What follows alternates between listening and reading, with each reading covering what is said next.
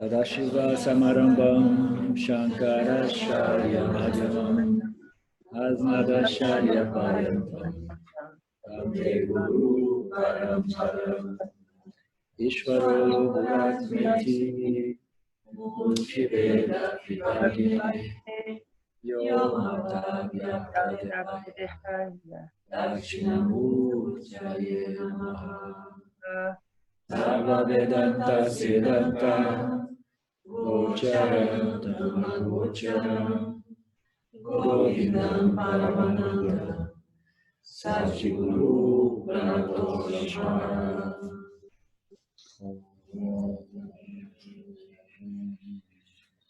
Om Shanti, Shanti, Shanti Om.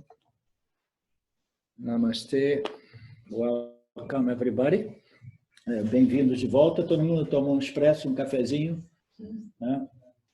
Para ficar acordado. Agora é a parte mais difícil do dia, né? Vedanta, depois de um PFzão cheio de feijão com arroz, nem os yogis conseguem, né? Realmente ficar acordados. Então, a gente vai ter que fazer um esforço para manter o foco aqui. Senão a gente para tomar um outro expresso.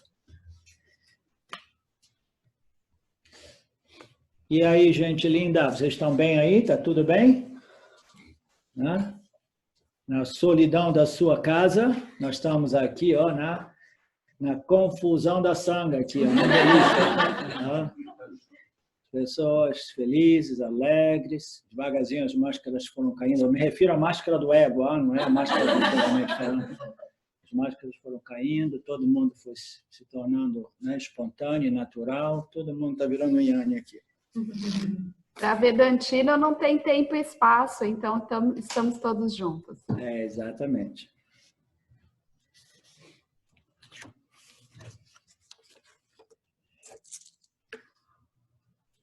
O verso, a gente começa do verso 43, né? 47. É um teste, né?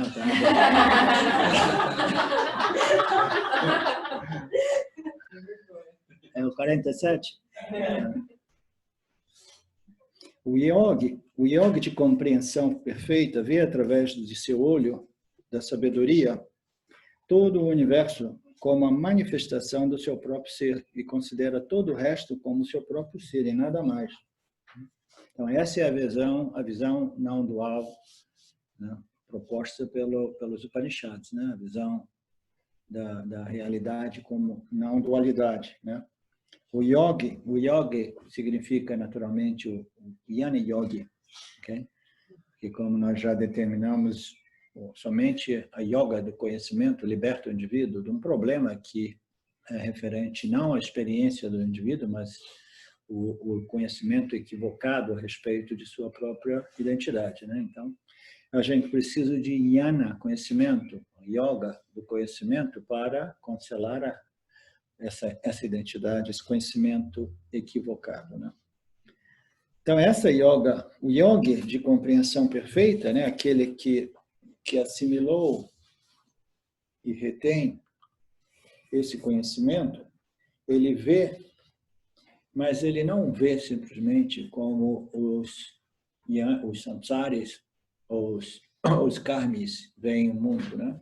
Os samsari e os karmis, eles veem o mundo através dos olhos físicos e os olhos, né, os órgãos de visão e os instrumentos de visão, mas a gente sabe que os instrumentos, eles nos permitem ver, mas os instrumentos, eles veem, os órgãos e os instrumentos de visão veem através de suas vasanas, porque a visão do Jiva é sempre uma visão subjetiva. Ele não tem uma capacidade totalmente objetiva. Ele desenvolve um pouco de objetividade, mas o que é objetividade? Se toda visão nossa ela é moldada, né, por nossas vasanas, né, as nossas tendências de ver as coisas como eu gosto de ver, porque eu estou familiarizado com o meu condicionamento, né, com o meu programa.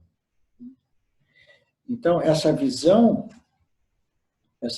o yoga de compreensão perfeita, vê através do olho da sabedoria, né?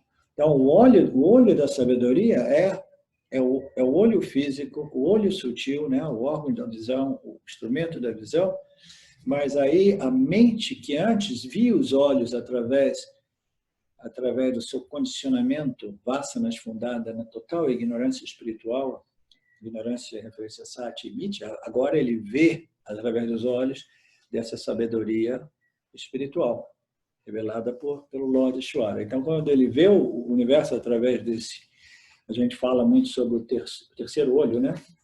O terceiro olho, o que é o terceiro olho? Né? Nós temos dois olhos. O terceiro olho é o olho da sabedoria, é a capacidade de ver do mesmo modo que Brahman vê, do mesmo modo que Ishvara vê. Entendeu? Você vê através de vasanas que foram moldadas, né? Construídas através desses conhecimentos revelados pelo Lord Ishvara, conhecimentos de Mitya e de Satya, conhecimento completo do Yama, né? Então ele começa a ver, ele desenvolve essa visão vedântica, essa visão da sabedoria, esse terceiro olho nada mais é do que esse um pramana. O pramana é um meio de conhecimento. Nós utilizamos o meio, os olhos, como meio de conhecimento para experimentar as formas e as cores, né? A gente utiliza esse meio de conhecimento.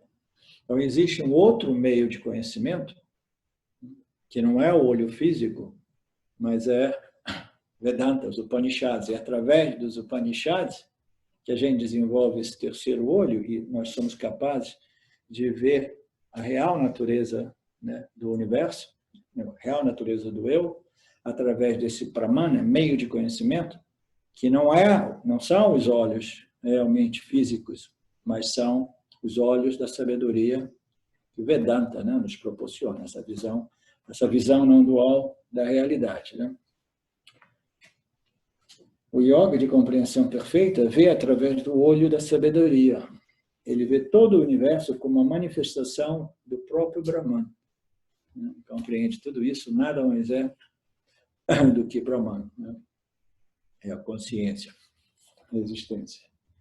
Tudo como uma manifestação do seu próprio Brahman e considera todo o resto como o seu próprio Brahman e nada mais. Tudo é somente a consciência aparecendo como essa miragem, né, de nomes, cores e formas. Essa é a visão não dual, a visão da sabedoria vedântica, a Upanishadica. O verso 48, o universo inteiro é realmente Brahman, Atman. Nada existe além de Brahman. Panelas, jarros e outras cerâmicas de argila panelas, jarros, copos e outras cerâmicas são feitas de argila, né? São somente feitas de argila. Eles saem da lama e finalmente voltam para a mesma lama. Que bacana, né? Tudo o que é construído aqui é construído através, né, de Brahman, através de associação com Maya, é uma projeção aparente, é irreal, como uma miragem irreal. E tudo que é projetado e construído é construído através da lama. Nesse caso, a melhor analogia para a lama seria Maya, ou as três energias, os 5 elementos, né? E depois de um determinado tempo, tudo retorna para a lama, né? Todas essas configurações dos jivas, etc., elas são assembladas e desassembladas em seu devido tempo. Tudo retorna aos elementos primários. Eles saem da lama, eles aparecem da lama e finalmente voltam para a mesma lama. Não há existência separada para as panelas, ou jarros, ou copos de barro, além da lama. Qual é a essência, a natureza, a realidade, né, essencial, a realidade substancial de todos os objetos de argila, né? É argila e somente argila. Nós somos ornamentos, né, constituídos a partir das 3 energias, ou dos 5 elementos. Então, qual é a diferença entre o meu corpo e o seu corpo? Nenhuma, né? É um saco cheio de osso, água, carne, um monte de lixo também, porcaria, waste, né? para não dizer cocô, naturalmente, porque não é depois do almoço falar cocô.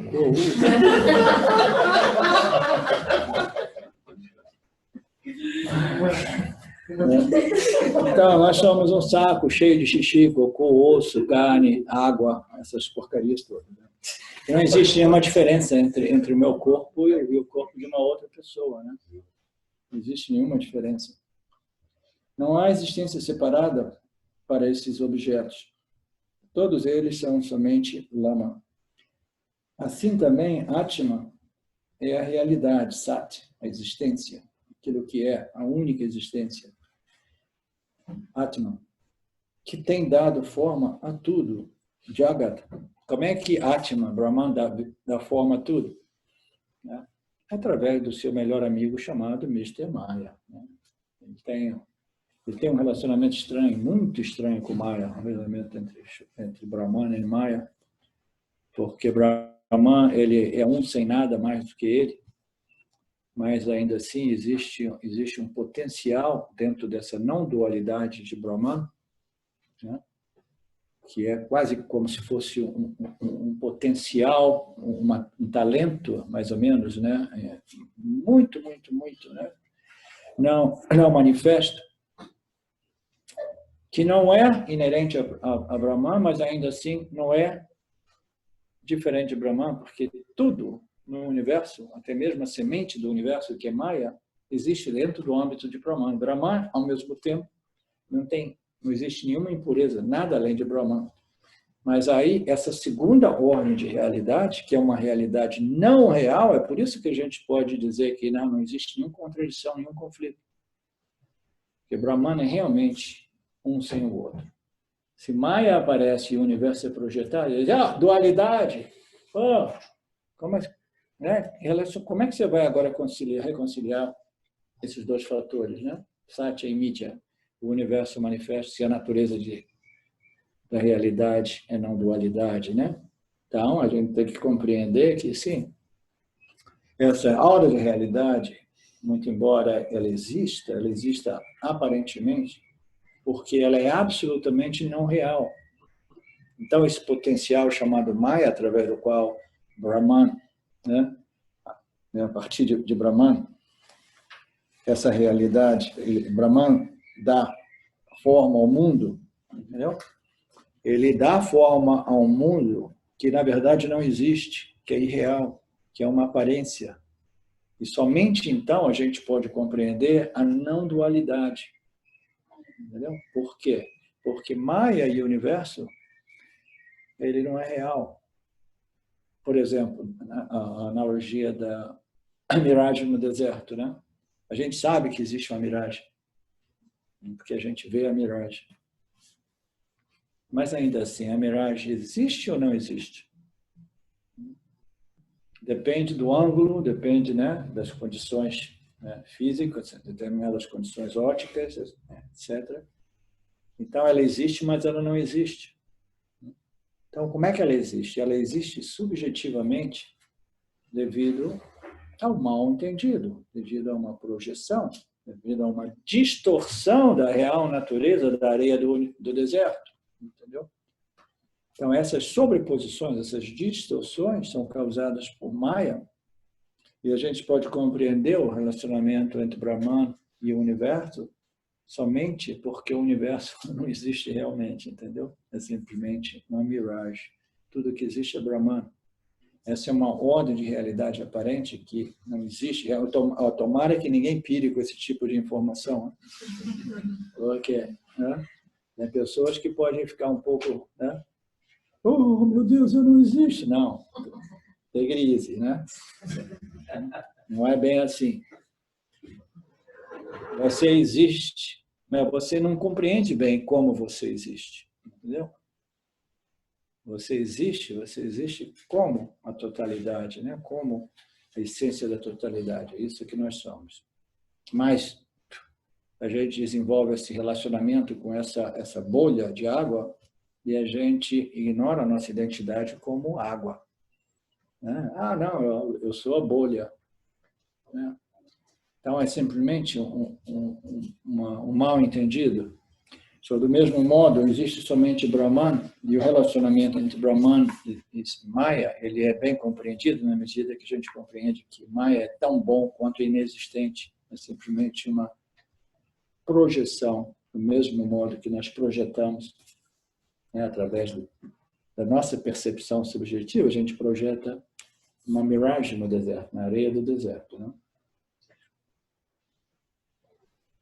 O yoga de compreensão perfeita vê através do olho da sabedoria todo o universo como a manifestação do seu próprio Atma e considera todo o resto. Isso eu já li, né? O universo inteiro é realmente Atma, nada existe além de Atma. Panelas, jarros e outras cerâmicas são feitas de barro. Eles saem da lama e finalmente voltam para a mesma lama. Não há existência separada para as panelas, jarros, copos de barro, além da lama. Assim, do mesmo modo, Atman é a realidade Satya que tem dado forma ao mundo Jagata de diferentes nomes e formas. Isso é entendido corretamente pelo homem de sabedoria, Yami. Então, o autoconhecimento, essa sabedoria espiritual, nada mais é do que compreender isso, a realidade essencial, substancial do universo. Tudo é somente consciência, existência, né? Dando origem, através de Maya, a essa diversidade de nomes, cores e formas, né? Objetos de percepção. Existem animais que percebem um universo diferente de nós, né? Não é louco isso? São outros tipos de jivas e o equipamento deles é tal que eles percebem esse fenômeno, né? Os 5 elementos, percebem de modo diferente, né? Tem jivas humanos que não percebem algumas cores, né? Etc. Né? Muito interessante. Correto dizer que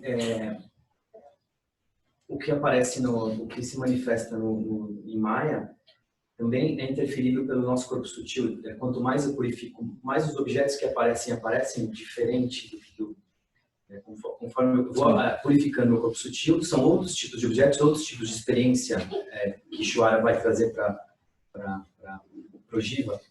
É correto dizer isso, né? Essa miragem vai ser diferente conforme eu purifico o meu... Sim. Na medida que nós vamos purificando, não somente purificar, nós falamos um pouco disso hoje, né? Não sei se estava gravado ou não gravado. Na medida que a gente vai purificando, nós vamos desenvolvendo mais sátiva. Sátiva é o poder que revela, né? Que conhece. E a gente começa a desenvolver uma visão mais objetiva de Mithya e ver as coisas mais como elas são, entendeu? Dentro das possibilidades humanas, dentro dos instrumentos de percepção humana, entendeu? Então, a gente tem uma capacidade de fazer uma leitura um pouco mais acertada, né? do campo, né? Que não tem nada a ver com o autoconhecimento, sim, mas tem a ver com a capacidade de fazer uma leitura, né, assertiva do campo e responder de modo mais apropriado, porque a minha leitura foi mais apurada ou acurada? Acurada. Com o seu corrigisse a minha lente, vamos dizer assim. Como você ou em uma palavra, de modo mais, né, didático, é como se você estivesse começando a ver o mundo através do terceiro olho, o olho da sabedoria, o olho dessa sabedoria de Ishvara. Você começa a ver o mundo como Ishvara vê, entendeu? Ishvara é o Criador, ele é o mundo, então você já não distorce a criação de Ishvara. Mas tudo isso é referente a conhecimento objetivo, né? O autoconhecimento é o conhecimento da sua subjetividade absoluta, né? Eu digo isso porque, assim, existe a realidade de Maya que as realidades de todo mundo que assiste se cruzam, certo? Então, a minha realidade cruza com a sua. Então, quando a gente pensa numa realidade atual, né? Existe um óculos coletivo também, além do nosso óculos. Então, conforme a gente vai corrigindo os nossos óculos, entende? Quer dizer, essa realidade ela é confrontada. Então, eu corrijo o meu óculos, mas eu acabo vendo um mundo diferente do que os outros veem. Né? É isso. Todo mundo... Uma coisa curiosa, né? Eu falei um pouco sobre o meu filho. O meu filho, ele viveu, quando jovem, num ambiente muito espiritual, mas depois ele se tornou materialista. Para minha surpresa, né? Mas ele uma vez, ele pequenininho, se levantou no satsang do Papaji e falou: Papaji, eu tenho uma pergunta. Aí ele falou assim: se esse mundo é uma ilusão projetada pelo Gil, por que todo mundo vê a mesma ilusão? Né? Todo mundo vê a casa como a casa, a árvore como a árvore, o céu como o céu, etc, etc. Né? Então, existe, né, existe essa projeção de Maya e existe um senso comum, né, de interpretação da interpretação, mas cada objeto, cada indivíduo, entendeu? Intimamente, ele distorce um pouco, entendeu? Ele pode ver até a mesma casa, mas para cada indivíduo a casa vai ter um significado emocional, mental diferente, entendeu? Uma pessoa vai ver, é uma casa, por quê? Porque é um senso comum dizer que isso é uma casa e serve para a moradia dos indivíduos. Mas para uma pessoa a casa pode ser extremamente atraente e para outra pessoa repulsante, entendeu? Então, no final das contas, cada um de nós vê um mundo ligeiramente diferente devido às nossas vassas, nosso condicionamento, né? É a questão do copo meio vazio, meio cheio, né? Ele é um copo com água para todo mundo. Também. Yeah. Então, uma pessoa com uma mentalidade mais positiva vai ver o copo meio cheio, né? Uma pessoa com uma mentalidade negativa vai ver o copo meio vazio. Uma vez que eu mudo a minha forma de enxergar o mundo, naturalmente eu passo a atrair também pessoas que têm uma ótica parecida com a minha. Sim. Então, não é que o mundo muda para todo mundo, ou a gente muda coletivamente o mundo. Acho que a gente atrai um coletivo, porque a gente vive na coletividade, né? Atrai um coletivo para se identificar com si mesmo. Sim. As coisas vão se atraindo, né? Se você desenvolve, por exemplo, uma visão mais positiva, você vai atrair pessoas que têm essa visão mais positiva. Se você desenvolve uma visão mais negativa, você vai atrair pessoas que têm visões negativas. A gente sempre atrai, né, as pessoas, né, com o mesmo tipo de frequência de energia, né? Só que eu explico.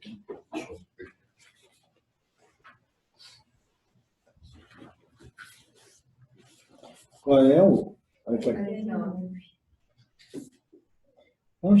Jivanmukta, ou seja, aquele que contemplou Atma por longos anos e décadas e milênios. Putz, milênios é muito, né? É exagero milênios, né? Por que a cara por colocar milênios aqui?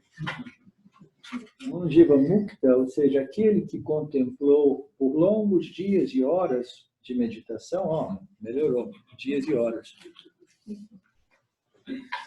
O tempo é uma ilusão, né? Como a gente sabe, né? Se nós estivermos altamente qualificados, né? A fruta cai assim, puf, madura, né? Então é tudo muito relativo. Um Jivamukta, ou seja, aquele que contemplou Atma por longos anos de meditação sobre a natureza divina do ser, e tornou-se completamente livre da ignorância, chamada avidya, mesmo enquanto ele vive em seu corpo, ele abandona os traços característicos dos corpos grosseiro, sutil e causal, que nada mais são que upadis, né? Upadis, o adjunto limitante, devido à proximidade, né? O Jivatma se identifica com o adjunto limitante. Jesus Christ, aconteceu de novo. Acordei de manhã e me identifiquei com o corpo. De noite, no meu Ananda Maya Kosha de sono profundo, eu era a ilimitação total. Não tinha nenhum adjunto me limitando e agora, putz, não, me lembrei que eu sou o corpo e estou ficando velho. São upadis. Então, o Jnani, ele é livre dessa vidya, mesmo enquanto ele vive em seu corpo, né? Ele acorda de manhã, vê aquele corpo, né? Limitante, né? Limitado pelo tempo, etc. Já com alguns problemas, né, decorrentes da idade, né? Falta de cabelo é um problema sério, né, para algumas pessoas. Né?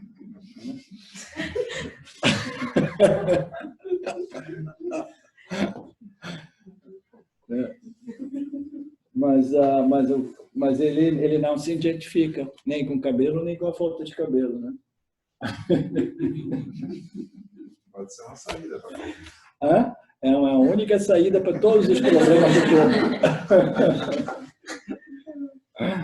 É a única saída. Por conta da sua natureza, Sat, Chit, Ananda, ele realmente torna-se Brahman. De novo, essa palavra torna-se é perigosa, porque dá a impressão que ele não era, aí ele virou. Ele simplesmente era e não sabia que o chapéu estava na cabeça dele, aí ele se tocou que o chapéu estava na cabeça, problema resolvido. Não precisa mais procurar o chapéu. Né? Mas ele não realmente produziu o chapéu, do mesmo modo que ele não se torna Brahman. Mas, por questões linguísticas, ele realmente torna-se Brahman do mesmo modo que o verme que cresce no ninho de lama por um longo tempo e se transforma em uma vespa depois de contemplação sobre a forma e a natureza da vespa. Olha que analogia interessante essa aqui. Por conta de sua natureza, Satchitananda, ele realmente torna-se Brahman, do mesmo modo que o verme que cresce no ninho de lama. Ninho de lama? Um verme? Acho que pode ser um ninho de lama. Um verme que cresce no ninho de lama por longo tempo e se transforma em uma vespa depois de contemplação sobre a forma e a natureza da vespa. Ele se transforma numa vespa. Por que ele se transforma após um longo período de contemplação sobre a natureza da vespa? Porque o verme que se transforma numa vespa, numa butterfly, não? É um símbolo de uma transformação, não? Uma transformação totalmente radical, na qual o verme ele precisa de morrer como verme para nascer como uma butterfly, como uma vespa, entendeu? Então, do mesmo modo que o verme que cresce no ninho de lama por um longo tempo e se transforma em uma vespa depois de longa contemplação sobre a natureza da vespa. Você tem que pensar, né? Eu sou Brahman, contemplar, eu sou Brahman, eu sou Brahman, eu sou Brahman. Aí você compreende, eu sou Brahman, né? Eu sempre fui Brahman. Né? Então, o que ocorre com o Jiva? O Jiva simplesmente abandona a crença de que ele é a construção corpo-mente, o Jiva, né? E ele assume sua real identidade, sua identidade primária como Brahman. Né? Então, é uma transformação, né?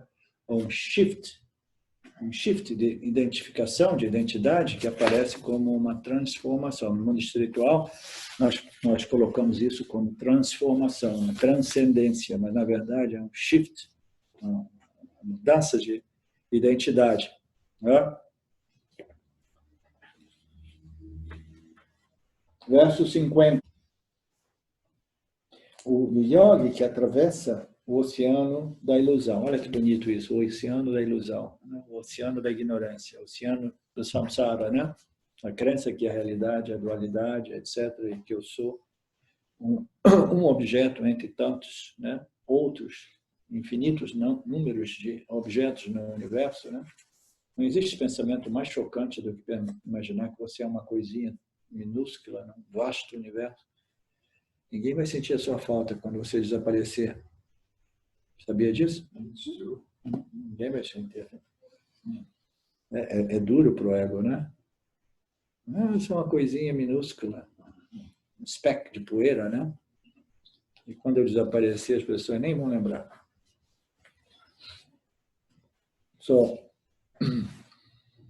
Onde é que nós estamos? Abandona os traços. Não, onde é que a gente está? 50. O yogi que atravessa o oceano da ilusão e mata os demônios chamados gostos e desgostos. Olha que lindo.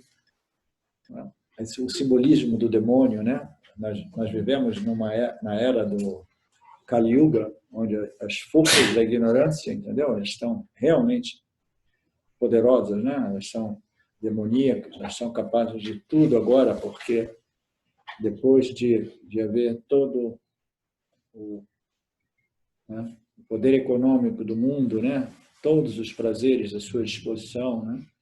Agora eles querem o controle de toda a vida no planeta, né? São demoníacos, a ignorância ao extremo, né? ao extremo, extremo, extremo. Então, essa ignorância, né, é referida nas escrituras como os demônios. Demônio e ignorância, né, é a mesma coisa. Porque é a ignorância que faz com que uma pessoa se torne demoníaca, né? Ela é capaz de tudo para satisfazer os seus desejos por poder, prazeres, né? Eles gostam só de poder e prazer, as pessoas realmente demoníacas, né? Os duryodhanas da vida, né? Aqueles que não têm nenhum senso de empatia e justiça e querem simplesmente tudo é meu e eu controlo tudo. Não? Essa é a força da escuridão, que é demoníaca. Mas o yogi que atravessa o oceano da ilusão, ele mata os demônios chamados gostos e desgostos, porque todos esses demônios eles são fundados nessas vasanas vinculantes, né? Eu quero o que eu quero, quando eu quero, o demônio que eu quero, e eu sou capaz de tudo para ver o que eu quero, né?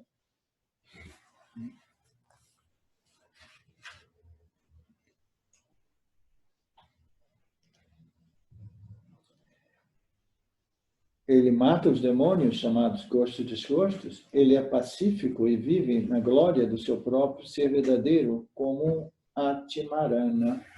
Veja bem, o yoga, ele destrói os demônios. Ah, que legal. Então, vamos lá, vamos conseguir, né, firmar esse conhecimento de modo que todos nós somos yanis. Aí, um esforço conjunto, a gente pode destruir todos os demônios do universo. Né? Será que é assim que funciona? Não, não é bem assim, né? Nós destruímos nossos próprios demônios, entendeu? E aí, no máximo, se nós vivermos uma vida, né, sábia, a gente vai ter um impacto positivo no campo. Pelo menos vai ser um menos ignorante, né, promovendo ignorância no campo, né? E, de repente, a gente tem a possibilidade de impactar os outros. Como? Como é que a gente vai impactar os outros? Hã? É o exemplo. Não é, entendeu? Forçando o Vedanta goela abaixo de todo mundo, entendeu? É demonstrando um certo nível de empatia, amor, sabedoria, equilíbrio, justiça, etc, etc. Porque as pessoas, não todas, tem tantas pessoas boas. Minha sogra que faleceu nesses dias, né, ela é uma pessoa das mais lindas que eu conheci, altruísta, sempre disposta a servir, isso e aquilo. Eu nunca tive uma conversa espiritual com ela. Por quê? Porque eu compreendo as limitações intelectuais dela, compreendo aquela bondade nata, aquela pureza nata do coração dela, mas compreendo a limitação psicológica e intelectual dela, né? Então, eu jamais iria estar ali tentar ensinar Vedanta, porque eu não quero colocá-la numa situação de dificuldade, né? Se eu pego uma pessoa extremamente unsofisticada, né? Não sofisticada intelectualmente, e eu fico forçando as escrituras, a pessoa vai se sentir num embaraço, né? Assim, tem alguma coisa errada comigo, eu não compreendo nada disso, entendeu? Etc. Então, a gente tem que respeitar, né? Ele mata os demônios que existem dentro dele, ele mata a ignorância que existe dentro dele, né? E aí, ele é menos um ignorante no mundo e é mais um sábio, um potencial de impactar as pessoas ao seu redor, na medida que Ishvara queira utilizá-lo para impactar o campo, né? Para impactar o campo. Então, é uma coisa que ocorre naturalmente, né?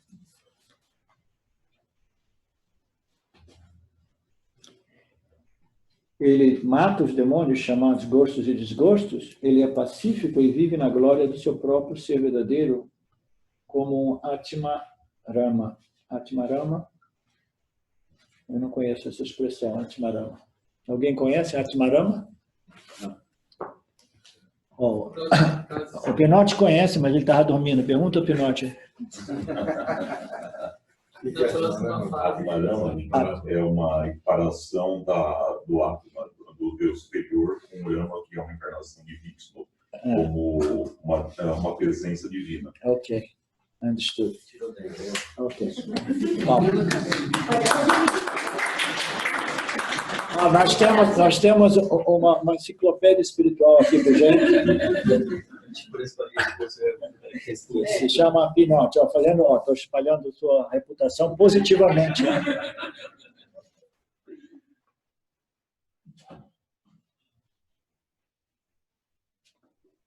Ok, o yogi que atravessa o oceano, mata os demônios. Aqui a frase Atmarana é usada sugerindo Atma, que é divino como Rama. Que tem explicação aqui. Em geral, eles dão essa explicação. Aqui a frase Atmarana é usada sugerindo que Atma é divino como Rama. Rama é um dos avatares. Então, existem alguns avatares, Krishna e Rama sendo aqueles mais populares, mais conhecidos. Aqui a frase é usada sugerindo que Atma é divino como Rama, a encarnação de Paramatma, que cruzou o oceano real e matou o demônio Ravana. Ravana, isso é o que você estava querendo dizer, né, Pinote? Sim. Matou o demônio Ravana.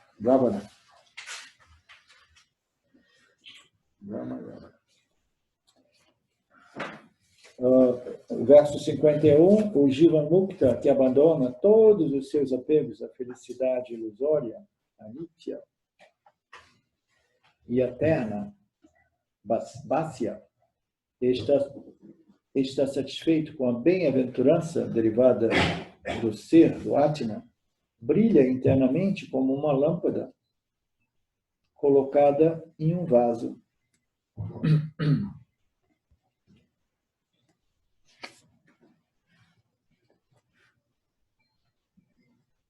Ok. Então, o Jivamukta que abandona os seus apegos à felicidade ilusória.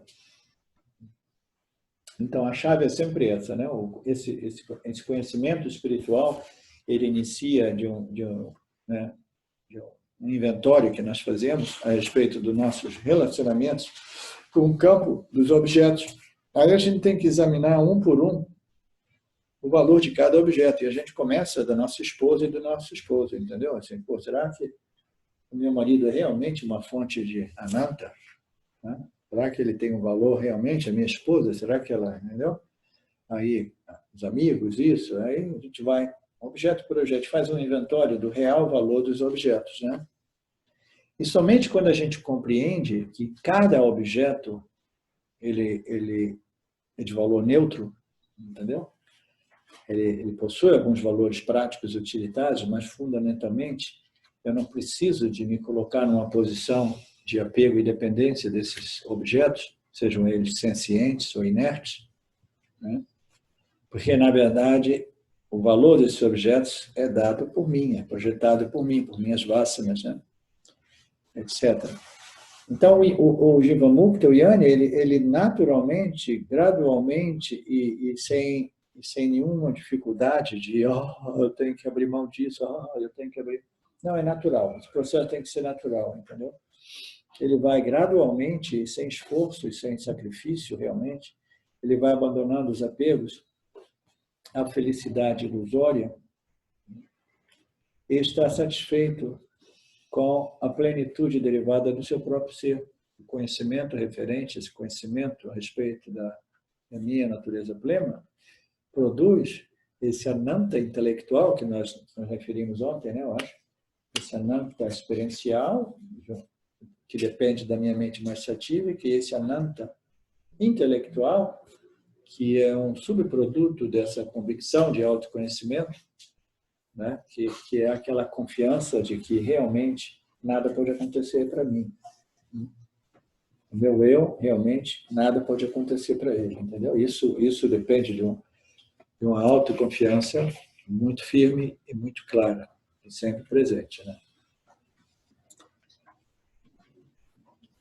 Ele está satisfeito com essa ananta derivada do Atmayana. Portanto, ele brilha internamente como uma lâmpada colocada em um vaso. Eu não entendi bem a lâmpada colocada no vaso. O que ele está querendo dizer, Shankara? Vamos ver se diz aqui embaixo. À medida que o Jivamukta se desapega de todos os órgãos dos sentidos e volta a mente para dentro, né?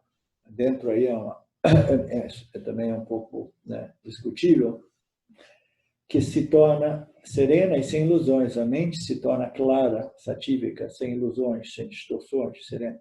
Então, a sua mente experimenta essa luz interna, né, a luz da minha existência como Brahman. Eu não entendi bem a lâmpada colocada no vaso. Ela não vai expandir a luz dela, ela não vai extravasar a luz, ela vai iluminar só o que está dentro do vaso. É uma introspecção dessa luz. Brilha internamente como uma lâmpada colocada em um vaso, exatamente. A luz do Brahman, a luz da nossa existência, né? Ela brilha, né? Internamente como o meu ser, e muito embora ela irradie um pouco da sua luz, né, no seu meio ambiente, mas eu acho que é por aí mesmo, como uma lâmpada colocada em um vaso. Pode ser isso, ou pode ser que o vaso seja uma luminária, né? Não sei bem. Mas esse é um bom ângulo, né? Você pega uma lâmpada e coloca dentro de um vaso, ele permanece contida dentro desse vaso, iluminando o interno do vaso, né? Então, uma luz interior. Essa luz interior nossa, né? É uma luz que só é realmente percebida por nós mesmos, né? Eu acho que ele coloca de uma maneira que, nesse caso, irradiar não é a prioridade. Não. E não só isso, agora, comentando um pouco mais, né? Essa luz que brilha interiormente como uma luz colocada dentro de um vaso, né? É uma luz que brilha do ponto de vista do Yang, mas as pessoas ao redor não conseguem realmente ver aquela luz. Esse é o ponto, eu acho. E é interessante isso, porque no mundo espiritual existe muita fantasia, né? E as pessoas dizem que você, quando ilumina, você vai ter uma luz assim, uma grande, assim. Você vê essas fotografias, né? É um spot. Um spot de luz assim, você vai caminhar pela rua e todo mundo vai, né? Vai oferecer reverência, respeito, porque aqui vai o grande iluminado, né? Vê a luz dele, né? A palavra iluminado, iluminação, né? A luz. Não, a luz brilha como se ela fosse colocada em um vaso. Legal. Ótimo. Senão seria o iluminante. Hã? Senão seria o iluminante, não o iluminado. Né? Essa expressão, né? Legal. Não, super. 52. O estado de Jivamukta é mais descrito nesse. O estado de Jivamukta é mais descrito neste verso. É ainda descrito nesse verso. Embora viva nos upadis, ele permanece imaculado como o véu, como o céu, como o espaço.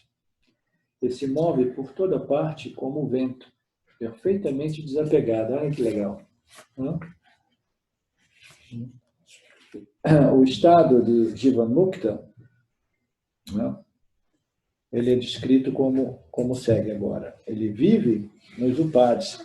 Ele vive nos upadis por quê? Porque o Jiva, né, ele ainda assim, devido ao seu o exaurimento, o esgotamento do seu karma, né, ele ainda permanece associado com os três corpos. Então, os upadis permanecem ali, né?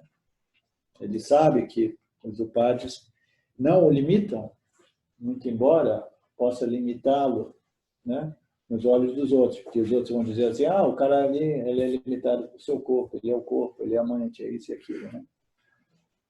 Mas ele vive como qualquer outro indivíduo, né, associado aos upadis, mas ele permanece imaculado, ele permanece completamente livre e independente dos upadis, exatamente como o espaço.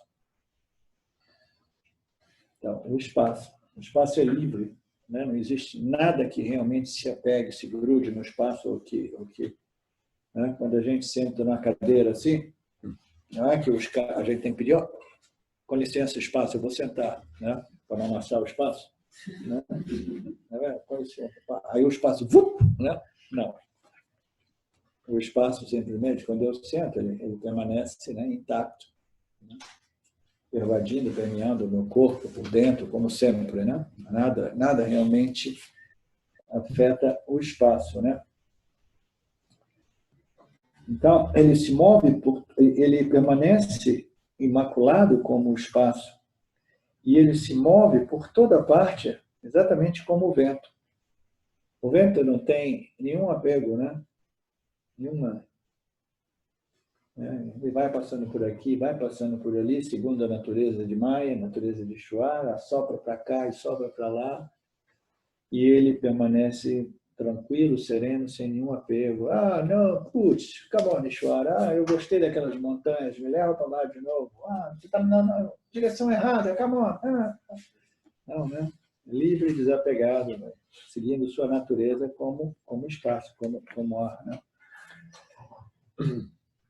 O vento, o ar, permanece desapegado. Quando os upadis são destruídos, uma pessoa que contempla constantemente sobre o divino é totalmente absorvida em Vishnu.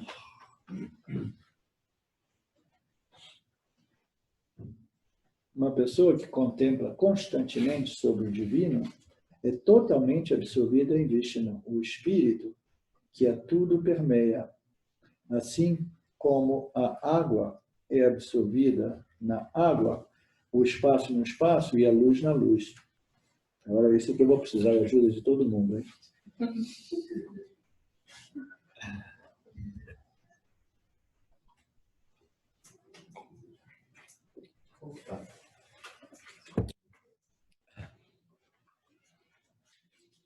Quando os upadis são destruídos, os upadis, eles só podem ser destruídos, né, através da compreensão de que os upadis não me limitam.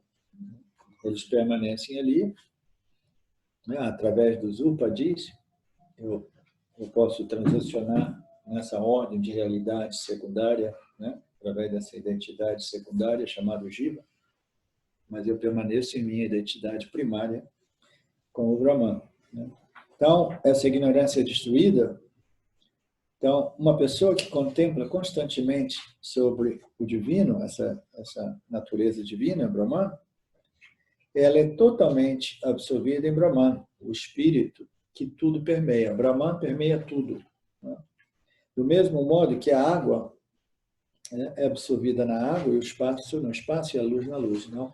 Eu penso que, do mesmo modo que a água ela é pervadida por água, permeada por água, né? Porque existe somente água, do mesmo modo que o espaço, né, permeia o espaço, e do mesmo modo que a luz permeia a luz, né? Porque a natureza da luz é a luz, a natureza do espaço é o espaço. Do mesmo modo, a natureza de Brahman, né, é o que permeia a pessoa que contempla constantemente sobre o divino. Porque ela se torna absorvida em Vishnu, em Brahman, como Brahman. Entendeu? Ela se torna Brahman. Então, o indivíduo e Brahman, eles se tornam, né, uno, né? Exatamente a mesma coisa, do mesmo modo que a água é absorvida na água, o espaço no espaço e a luz na luz. Alguém tem a melhor interpretação desse verso? Vishnu, nesse caso, ele é das três energias, tem o Brahma, o Vishnu e Shiva. E Vishnu é o mantenedor. Então, ele simplesmente é estático, ele só contempla as coisas como elas são e estão. E, então, nesse caso, Vishnu, ele não cria nenhum movimento. Quando tudo já está estabelecido, simplesmente está estabelecido. Essa é a energia de Vishnu, do mantenedor das energias da sua natureza. Sim. Então, isso é uma explicação muito interessante, né? Porque Vishnu é aquele que mantém o universo, né? Brahma é aquele que cria, Shiva é aquele que destrói ou recicla tudo, né? Então, Vishnu, o espírito que tudo permeia, assim como a água é absorvida na água, o espaço no espaço e a luz na luz. Constantemente sobre o divino. Não é uma pena que não tenha nenhum comentário de Paramartananda aqui embaixo.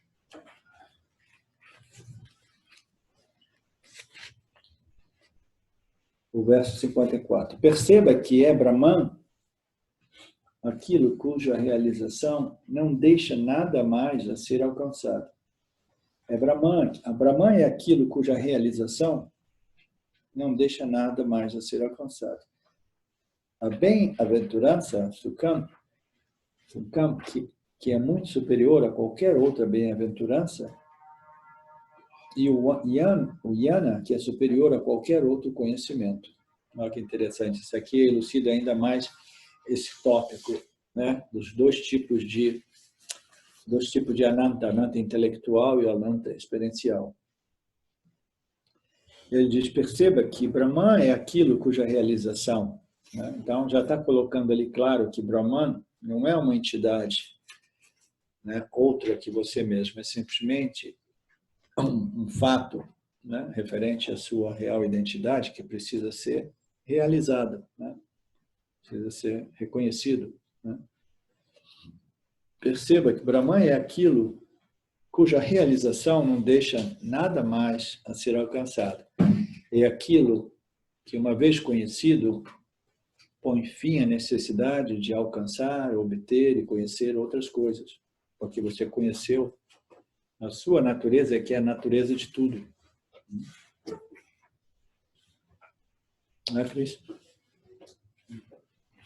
Então, se a gente conhece, existem diversas parábolas, né, que contam essa história.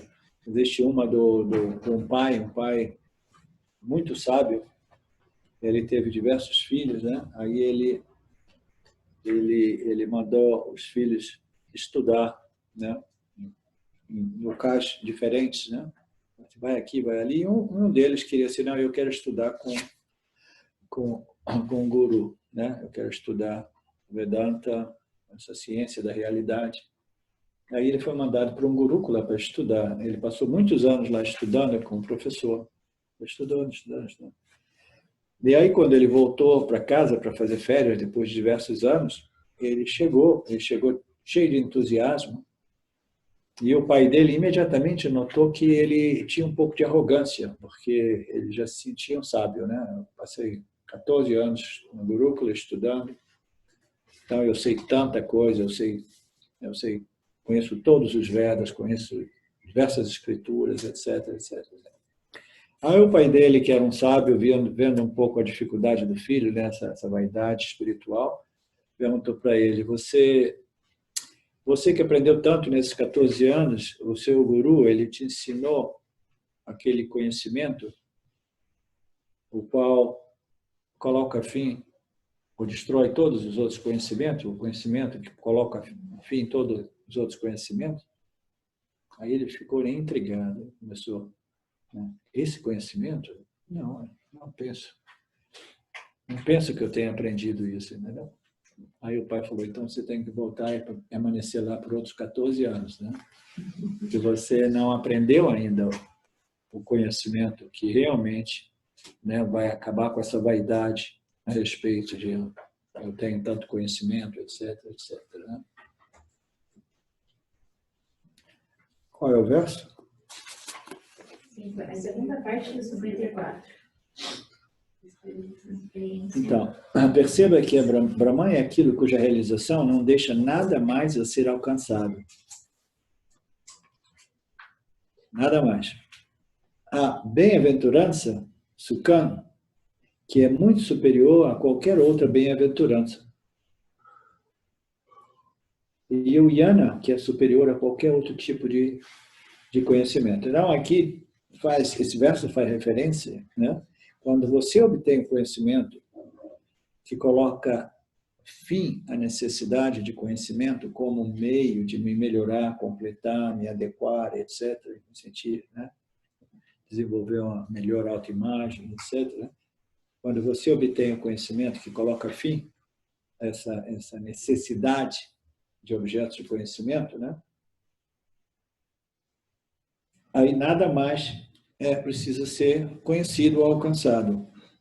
Aí então, a bem-aventurança, né? Esse Ananta, Sukham, que é muito superior a qualquer outro tipo de bem-aventurança. Então, essa felicidade, esse Sukham, essa bem-aventurança, né, que é produto desse conhecimento, aquele conhecimento que coloca fim à necessidade de saber todos os outros conhecimentos, né, os conhecimentos objetivos, né, coloca fim. Então, esse Ananta é muito superior a qualquer outro tipo de Ananta, de bem-aventurança, né? Então, os outros tipos de bem-aventurança são as bem-aventuranças do sono profundo, do Samadhi Yoga e dos sucessos nossos na vida, né? Na nossa trajetória de vida.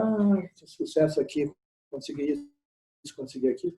A gente tem aqueles momentos de Ananta, que a mente é finalmente um pouco mais sossegada, satisfeita, né? Livre das ansiedades produzidas, geradas por mais e mais e mais, aquela lista infinita de desejos, né? Então, ele está dizendo que esse Sukha é muito superior a qualquer outro tipo de aventurança. E esse Yana é superior a qualquer outro tipo de Yana, qualquer tipo de conhecimento. Então, esse conhecimento a respeito da nossa real identidade com o Brahman é um conhecimento totalmente diferente e absolutamente superior a todos os conhecimentos objetivos, científicos, né, espirituais, filosóficos, qualquer tipo de campo de conhecimento. Coloca eles todos juntos, esse simples conhecimento é superior a todos os outros conhecimentos, esotéricos, místicos, tudo. Porque todo e qualquer conhecimento objetivo é conhecimento em referência a um objeto de conhecimento, né? E às vezes nós nos confundimos, né? Eu estava falando um pouco isso com o Mário ontem, né? Porque todas as conversas nossas about nossas epifanias, né?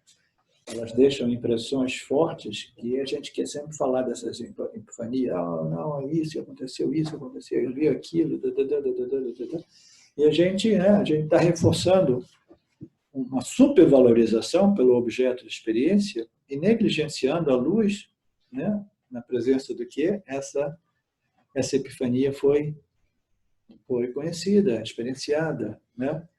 Então, nosso objetivo é mudar o foco, né, e começar a enfatizar a luz da consciência e existência, né, na presença de que todo e qualquer objeto de experiência é revelado e conhecido. E muitas vezes a gente fica preso em determinados objetos de experiência, pensando que esses objetos de experiência são a fonte original, né, reais de Sukham. Sukham vem desses objetos sutis. Não mais dos objetos materiais, mas vem de objetos sutis. É aí que, às vezes, né, eu digo algumas coisas que, de repente, algumas pessoas não gostam muito. Porque a maior parte da espiritualidade nada mais é do que materialismo espiritual. Porque esse fascínio que nós temos por objetos de experiência no campo sutil, nesse campo mais esotérico, mental, emocional, místico, entendeu? Fascismo por esses objetos, entendeu? Nada mais é do que materialismo espiritual. Por quê? Porque são objetos. São objetos. E a gente está ali negligenciando a luz, né? Na presença de quê? Esses objetos. Né? Brahman, é por isso que diz que o sábio ele vai perdendo interesse. Né? Ó, ele concorda. É um sábio. Está celebrando, ó, celebrando a verdade.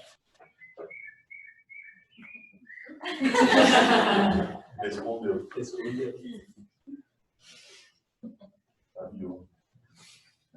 Nossa.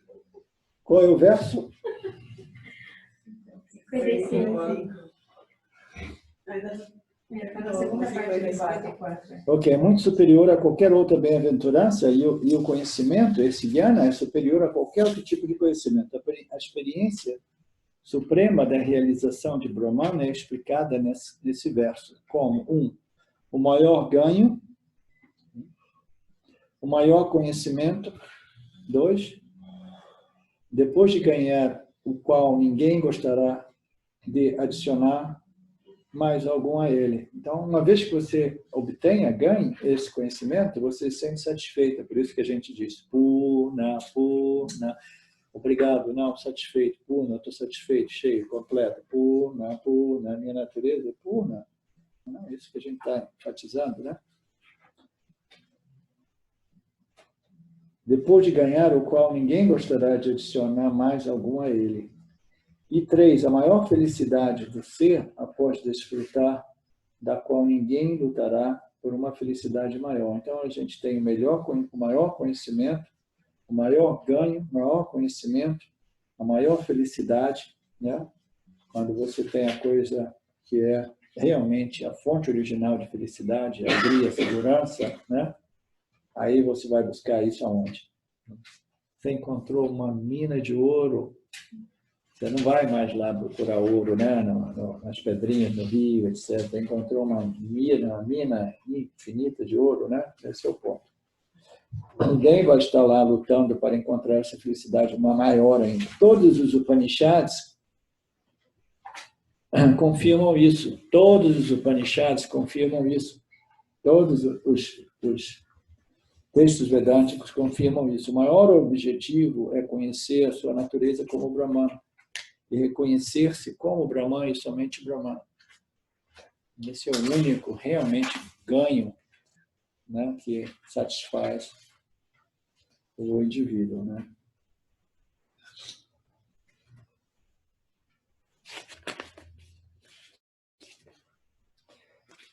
Verso 55.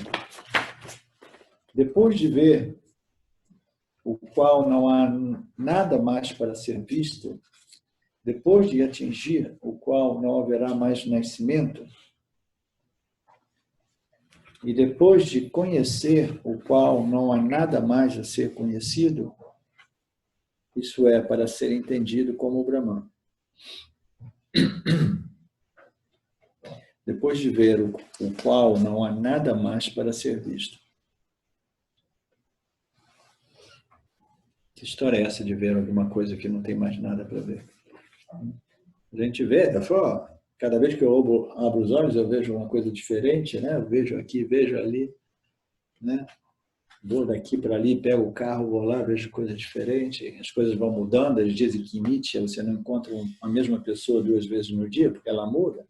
Então, eu tenho sempre alguma coisa nova para ver, depois de ver o qual não há nada mais para ser visto, né? Quando a gente vê, né, através do terceiro olho, olho da sabedoria, a gente vê, né, a essência, a natureza, né, o substrato de tudo que existe no universo, né? Aí, o que mais eu quero ver? Eu já vi, entrei em contato com a natureza, com o substrato de tudo, a essência de tudo. E como aquela expressão, você não precisa viajar em torno do mundo para provar, beber as águas de todos os oceanos, para conhecer o sabor do oceano, né? Você simplesmente vai numa prainha aqui em São Paulo, bebe a água do oceano e você conhece o sabor de todo o oceano, né? Todo o oceano em torno ao globo, né?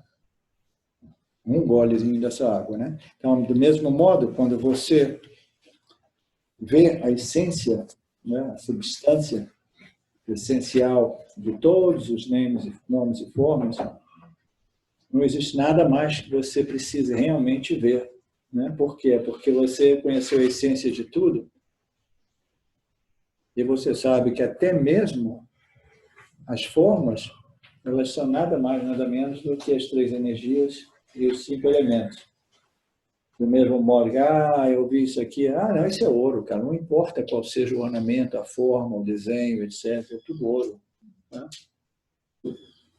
Depois de atingir o qual não haverá mais nascimento, né? Você atingiu aquilo a partir do qual não haverá mais nascimento, e depois de conhecer o qual não há nada mais a ser conhecido, isso é para ser entendido como Brahman.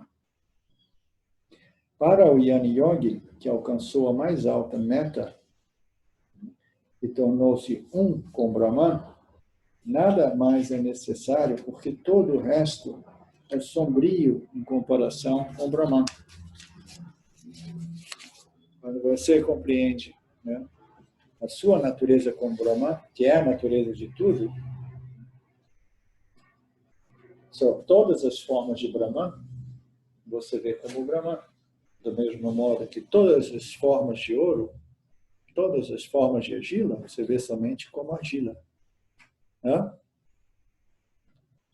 Você já não fica aquele fascínio que a gente tem pelos nomes e formas, entendeu? Porque primeiro a gente conheceu, compreendeu a natureza essencial de tudo, e aí a gente começa a ver exatamente que todas as formas nada mais são do que as 3 energias e os 5 elementos. Depois de conhecer o qual, não há nada mais a ser conhecido, isso é para ser entendido como... Para o Yin Yogi, que alcançou a mais alta meta e tornou-se um com o Brahman, nada mais é necessário, porque todo o resto é sombrio em comparação com o Brahman. O Bhagavad Gita chama essa meta mais alta como a morada suprema.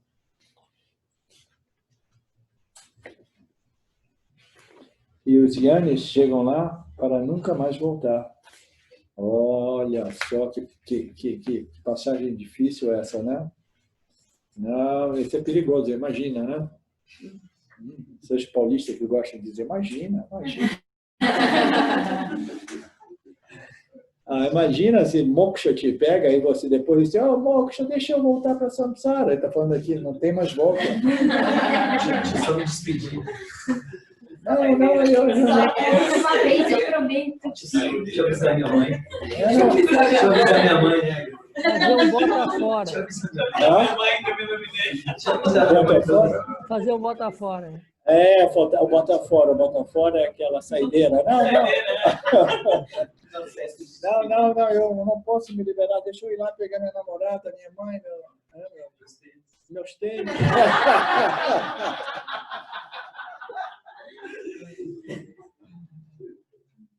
Não, tem que tomar cuidado com essa história de moksha. No Bhagavad Gita, essa meta, né? Essa meta suprema, chamada morada suprema, é a meta mais alta das buscas humanas, né? Ela é chamada de morada suprema. E os Yanis que chegam lá, eles nunca mais retornam. Eles nunca mais retornam, tem um duplo sentido, né? Ele já não é mais propenso, tendenciosamente, a produzir um outro nascimento. E, no outro sentido, essa ignorância, quando ela é removida, né? Aí é difícil a gente pedir ela de volta, entendeu? Pô, mãe, me dá minha ignorância de volta, porque... Me dá a ignorância de volta, eu não quero, mas a minha ignorância, tem um ditado que diz, ignorância é bliss. Né? A diferença é uma delícia, né?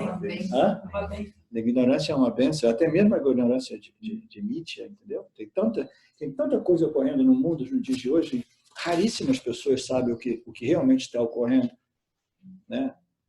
A partir de 2020, esse é um ano famoso, né? E a ignorância, essa ignorância a respeito do campo, entendeu? É uma bênção, porque se você começa a realmente ver o que está para acontecer, você fala assim, não, por favor, Ishwara, me devolve aqui minha ignorância, que eu não quero saber de nada disso. Então, a gente tem que tomar cuidado com o conhecimento, né? Conhecimento é uma coisa, né, radical.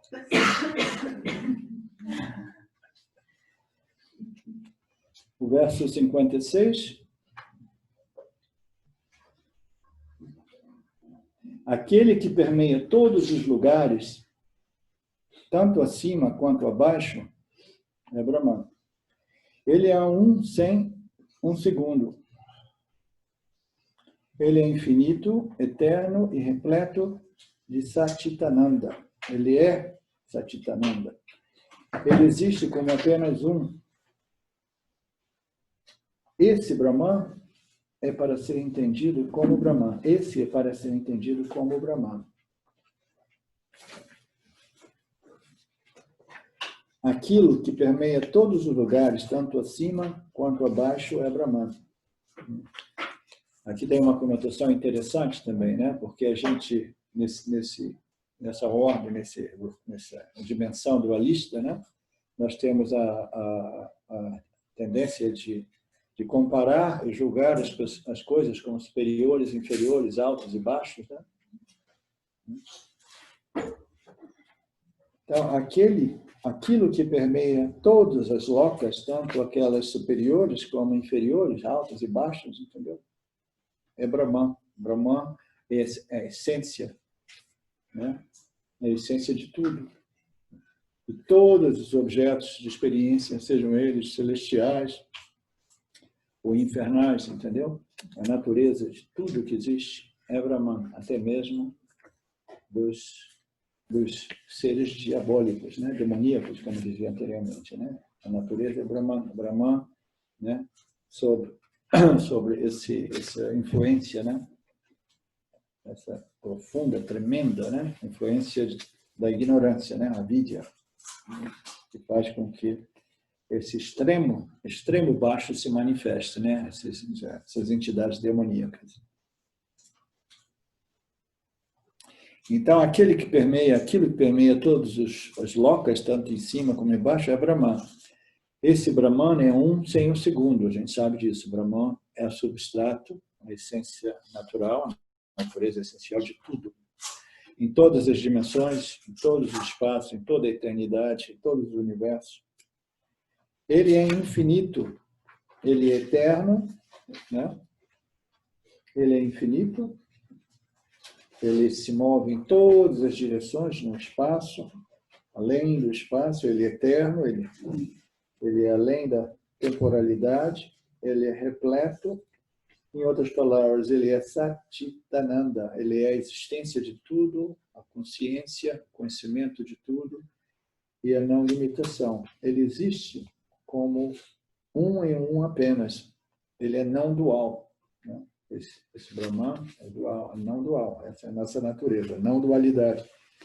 Existe somente uma consciência, uma existência, que concede consciência e existência aparente a todas essas configurações das três energias, né? Esse Brahman é para ser entendido como Brahman. O que isso significa? Esse Brahman, ele é para ser entendido como Brahman. Esse é para ser entendido como Brahman. Porque o Brahman, ele precisa ser compreendido como a minha própria natureza. Existem dois modos de conhecimento, né? De Brahmanyana, de conhecimento de Brahman, indireto e direto. Eu posso estudar sobre Brahman, né? E isso tudo permanece um conhecimento indireto. Por quê? Porque eu vejo Brahman ainda como alguma coisa transcendental, alguma coisa, né? Separada de vida. Hã? Separada de vida. Separada de mim, né? Alguma coisa que eu deva me fundir com, ou alcançar, ou me transformar em Brahman, etc, etc. Não. A gente precisa de compreender e conhecer Brahman como Brahman. Porque não existe outro modo de conhecer Brahman, porque o Brahman não é um objeto de conhecimento. A gente só pode conhecer Brahman reivindicando a nossa natureza como Brahman, a nossa identidade como Brahman. É o único modo de conhecer Brahman. E esse conhecimento, ele só é possível, né, através da remoção do impedimento, reconhecimento desse fato. E esse fato só pode ser reconhecido se nós seguirmos a lógica, as lógicas apresentadas nos Upanishads, cuidadosamente, atentamente, né, com a ajuda de um professor. A gente vai seguindo a lógica, a gente vai, faz sentido, eu acho que eu não sou o corpo, a mente, etc. Eu não sou meus upadis, eu não sou isso, eu não sou aquilo. Né? Então, a gente precisa de, cuidadosamente, seguir essa lógica, essas lógicas dos Upanishads, até que a nossa convicção seja total a respeito. Agora, eu conheço o Brahman como Brahman, que é o único medo de conhecer Brahman. Eu conheço o Brahman. Como eu conheço o Brahman? Porque eu sou o Brahman. Mas eu gostaria de conhecê-lo também. Você tem que conhecer Brahman como o Brahman. Mas o que você está querendo dizer? Você está dizendo que você é Brahman? Pô, me introduz aí, eu quero conhecer você. Você é Brahman? Não, não funciona assim. Você só pode conhecer Brahman como Brahman. Não? Vê por que ninguém pode salvar ninguém? Você tem que fazer esse trabalho até você reconhecer que você é Brahman.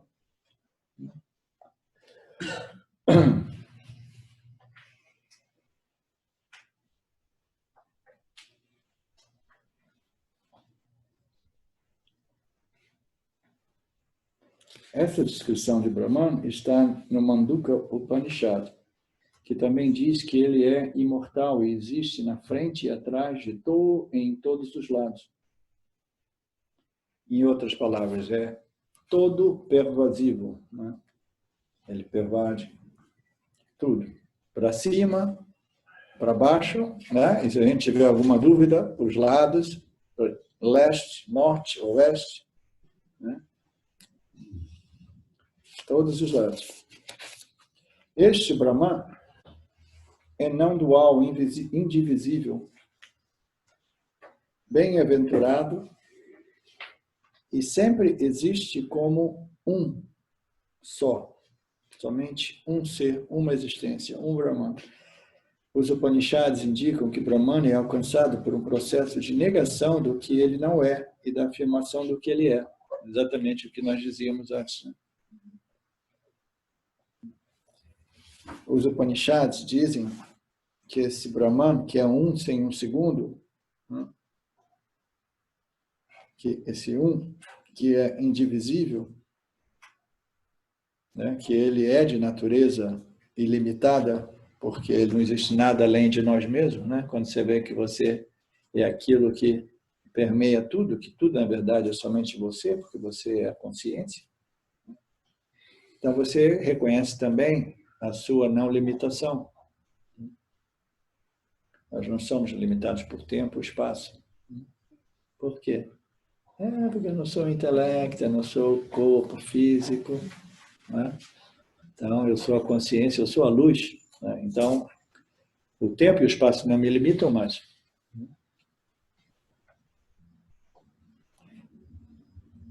Esse Brahman é não dual, é indivisível, bem-aventurado, e existe como um só. É um sem nada além dele mesmo. Os Upanishads indicam que este Brahman é alcançado através de um processo de negação daquilo que ele não é. Por quê? Porque Brahman jamais pode ser individuado, indicado como isto ou aquilo. Brahman jamais pode ser indicado ou apresentado, é isto ou é aquilo. Existem tantos conhecimentos espirituais confusos, né? Eu passei 3 anos com o Papaji em Lucknow, e Papaji tinha esse hábito, esse modo, essa vassana espiritual mística, né? Que ele, através desse carisma, né, energético dele, ele propiciava na presença dele, ele tinha 2 olhos assim, um sorriso mágico, né, que você, quando parava dele, seu corpo começava a vibrar de energia, isso e aquilo. Aí você tinha muito frequentemente uma epifania. Aí o Papaji ficava rindo, que nem uma criança linda, maravilhosa, a pessoa ficava rindo também, aí ele falava, isso e aquilo, this is it, é isso e aquilo, é isso aí, é isso aí, é isso aí. É isso aí. E não explicava o que é isso aí. Não explicava o que é isso aí. Dizia assim,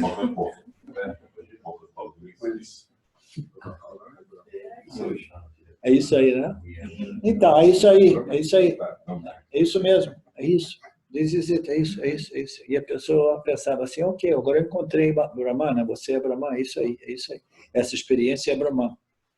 Então, as pessoas saíam dali com uma impressão de que Brahman, ou auto-reconhecimento, ou iluminação, aquilo que seja, né, fosse uma experiência mística, né, uma epifania. Né?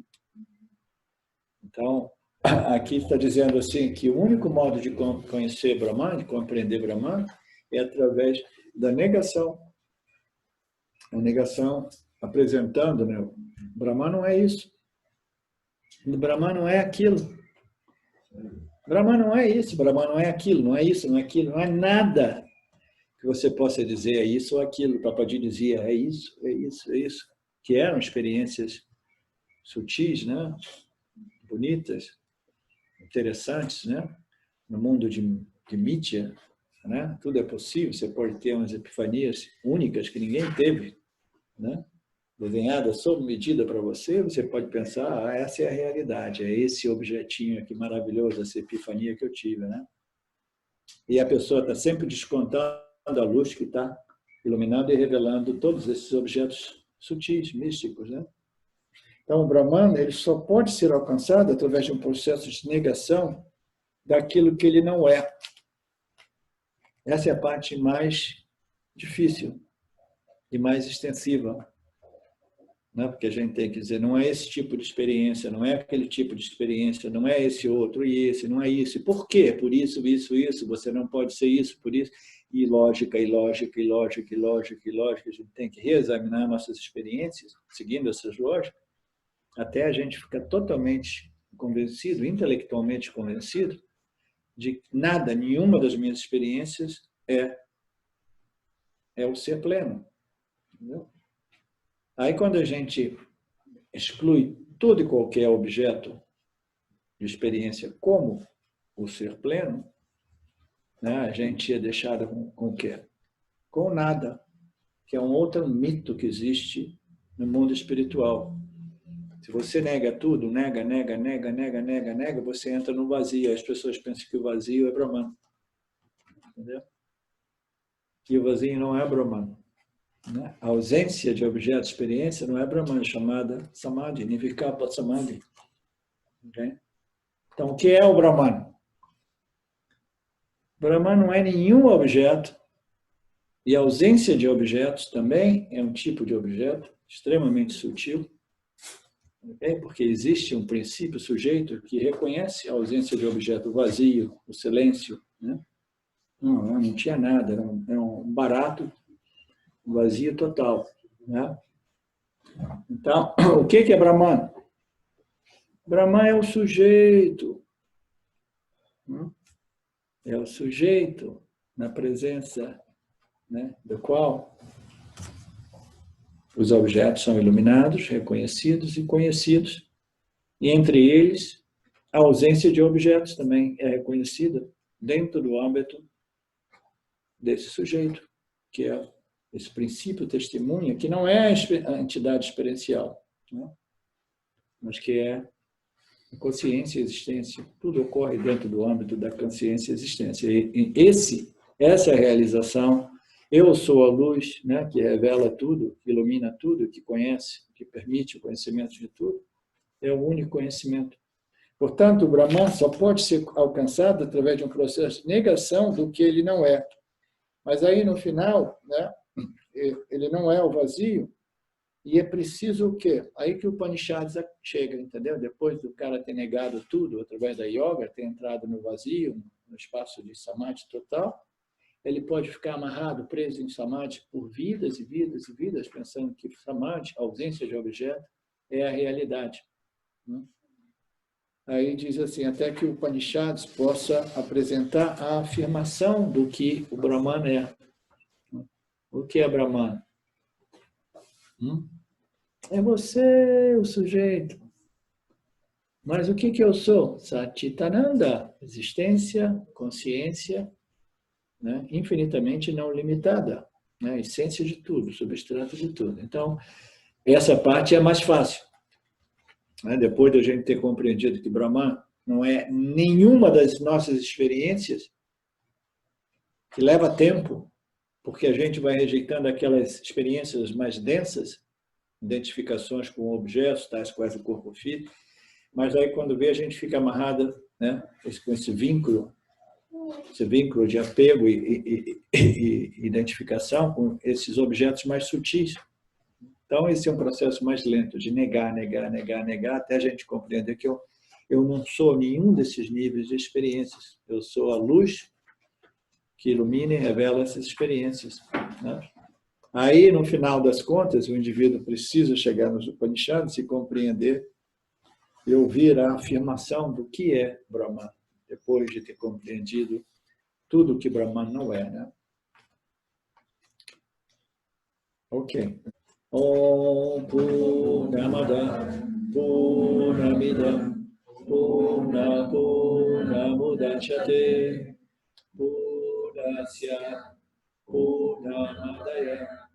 Purnameva Vashishyate. Om Shanti Shanti Shanti. Thank you.